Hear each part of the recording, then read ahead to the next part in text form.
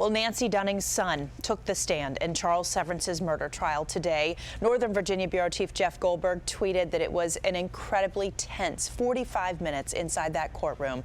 He joins us live from Fairfax County to explain why. Jeff? Well, Allison, Chris Dunning tried several times to hold back his tears during his testimony today, but he simply could not contain his emotions when prosecutors played the 911 call that Chris Dunning placed to police after finding his mother's body in their family home in 2003. During that call, when it was played in court, you could hear the absolute shock and pain in Chris Dunning's voice, and when it was done, the courtroom was silent.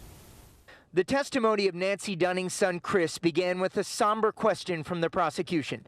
Do you remember December 5th, 2003?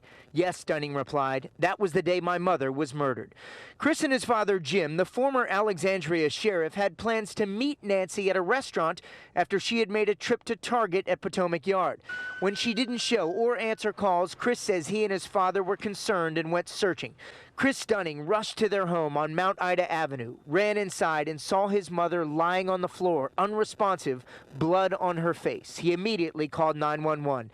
As the recording of that 911 call was played in court, Chris Dunning was in tears, looking down, as were others in the courtroom. Charles Severance stared straight ahead. I need help now. Oh my God, Chris is heard yelling on the tape. By that point, Jim Dunning had arrived at home and got on the phone. My wife has been killed. She's dead in a pool of blood. My wife has been murdered, urging first responders to hurry.